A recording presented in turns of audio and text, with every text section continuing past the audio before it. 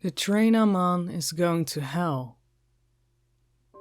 Mia stared out through the train window, her eyes fixated on the crystallized remains of Philip. They'd known each other most of their lives, and now he had become nothing more than a memory, forever preserved within the green rocks. It had been a day since the train broke down, but despite the time it had passed, there wasn't any noticeable change in daylight. The sky hung above us, blue and bright, though no sun existed to let us know whether we were still on Earth. Instead, the light seemed evenly disturbed across the sky with no visible source. I tried my best to comfort Mia, though nothing I could say would ease her loss and trauma we just experienced. Our best bet would be to simply keep everyone alive through the next part of the horrific nightmare. Though the crystals had slowed down once we retreated, they kept reaching out to the train, and had already covered 2 of the cars in the back, slowly inching the way ahead during the day. We'd be stuck.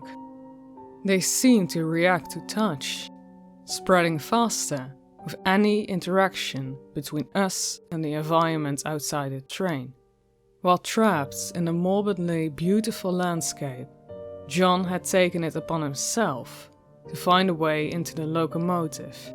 The entrance had been sealed by a heavy metal wall, and it seemed that even from the outside, there wasn't any windows, no feasible way of entering.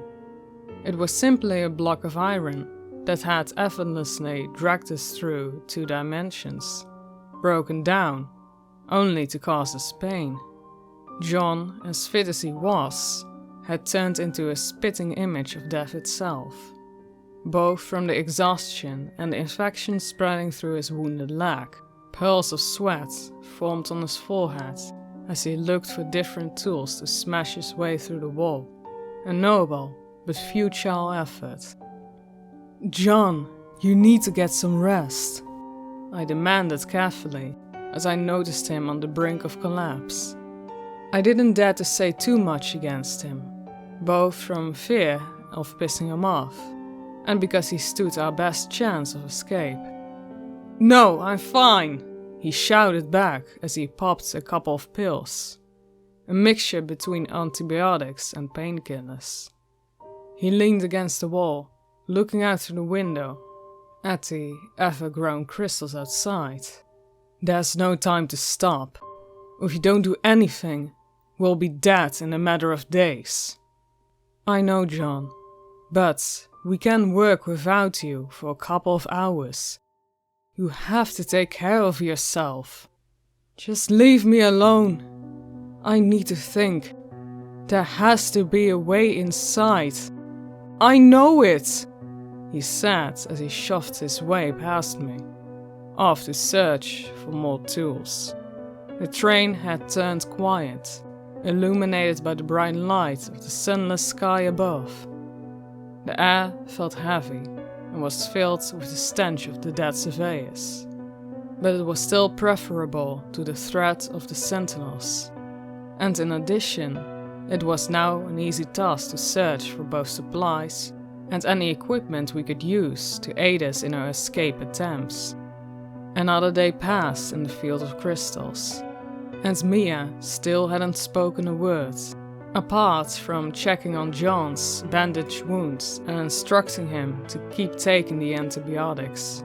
Of course, despite the inflamed and painful cut in his leg, he refused any rest. Frank and I eventually decided that we'd force him to take a break, even if it meant physically restraining him. After a short talk with Mia to make sure she agreed, we set out to force John into temporary retirement. He had turned oddly quiet, and we had to search every car to finally find him collapsed on the ground, with the bandage ripped off, and black liquid oozing out of the wound.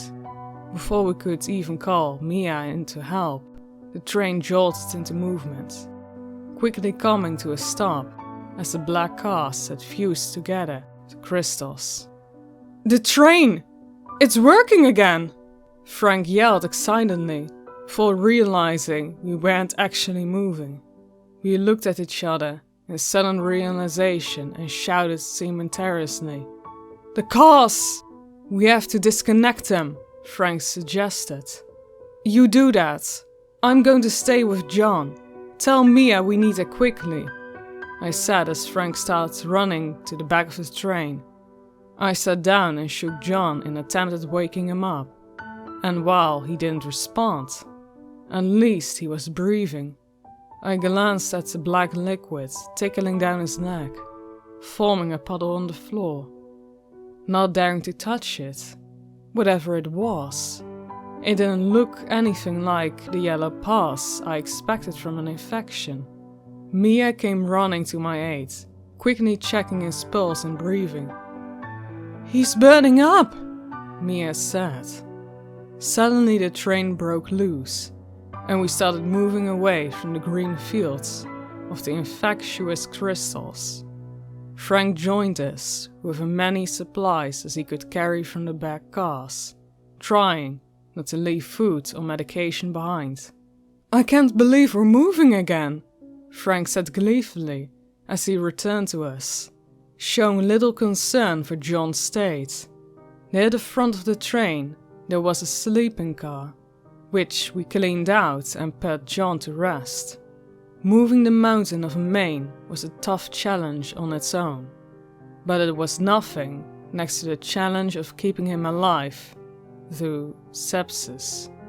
As the infection spread into his bloodstream, Mia took a task of watching John, making sure he drank and fed him his antibiotics, while the train moved closer to Gehenna. It would only be a matter of hours until we reached our final destination, and I had yet to tell the others what the place truly was. While Frank was busy trying to contact the outside world, using one of the few battery packs still working, I approached Mia to tell her the pitiful truth about our journey.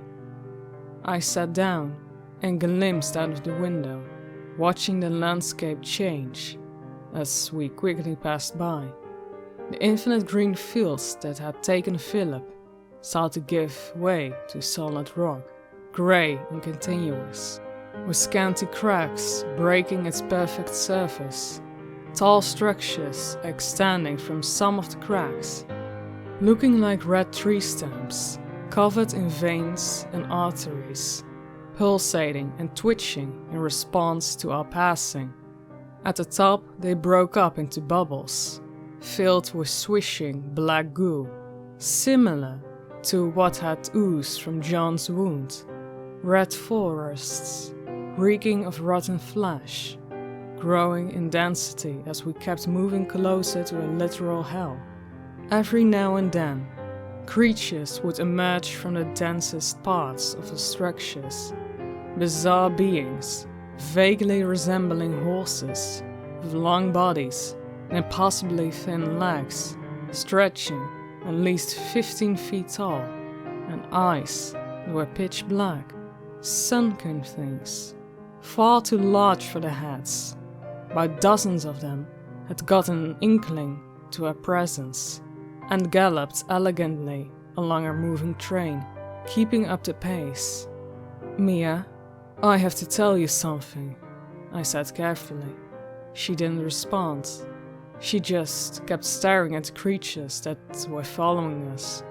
They never got too close, probably only curious as to what and who we were. "We're not going to make it, are we?" she said without a hint of emotion in her voice. "What do you mean?" "Gehenna. I know the name. It means hell," she continued.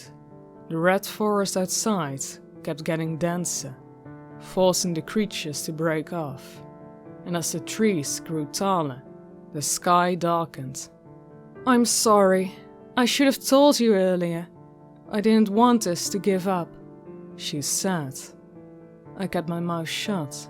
She'd been struggling with the same information as me. Yet, she kept helping us. It wouldn't make sense for me to confess that I already know as well. I'm sorry about Philip. I sat about a minute of silence. Thanks. He would have wanted us to keep fighting. I checked my watch, only to notice the seconds ticking slower than normal. According to the time, we were only an hour away from Gehenna, but with every watch having slowed down, there was no way of telling how far away we actually were. So, what do we do now? I asked. When we get there? I nodded. I don't know, but right now, we have to... She was cut off by John starting to shake violently, screaming in agony, without fully regaining consciousness. At first, it looked like a seizure, but once we saw his leg, we realized it wasn't anything that could possibly be explained by modern medicine. His leg had torn open completely, and black tendrils stretched out, wriggling around in the air as if it was searching for something.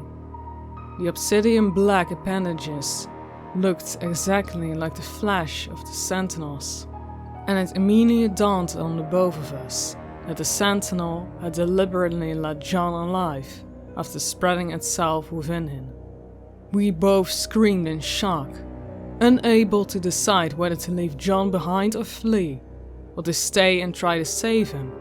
Frank came rushing in, just in time to see one of the tendrils shoot out from the leg trying to grab me, but I ducked beneath it just in time. What the? We have to cut off his leg! Mia yelled in panic. Frank, get a knife and something hard! How are we going to... I tried to ask with a trembling voice. We cut through the flesh with the knife and tried to break the bone, but I... Before we could even start to plan out amputation, John shot to his leg, practically waking up from the pain, realizing what was going on. Get away from me! He groaned as one of the tendrils shot out on us, ripping flesh away as it extended from his wound. I pulled Mia with me out from the compartment, and we fled towards into the next car. Just as Frank came running back with an axe he'd found. Where's John? He asked. We didn't need to answer the question because John quickly followed us, walking with his mangled, sentinel-infested leg. One of the tendrils had grown out from the wound, forming an amorphous black blob on the floor, still attached to John, feeding off its body. His leg had completely shattered and split open, but the infection had spread even further, reaching his bottom, covering tiny holes occupied by more dark appendages. Amputation was no longer a visible option, so we kept backing away as John screamed in agony, visibly trying to fight against the sentinel's movement inside him. As we got to the space between cars, John unwillingly grabbed onto Mia with his arms. She fought back, but even without the tendrils, John was far stronger than all of us. I can't stop it, he forced out. Please, use the axe. Frank got ready to hit John, but one of the tendrils swung at it, snatching it away. John kept fighting, turning his head to one of the exits, reaching out for it with all of his remaining willpower. Don't fucking die on me, he said before pulling the handle. The door opened, and John let himself fall off the train into a thick mass of red trees and darkness. I held onto Mia as she collapsed on the floor from exhaustion, carefully checking if she had been wounded by John's grip. Frank closed the door John had fallen out through, and we all stared at each other in silence.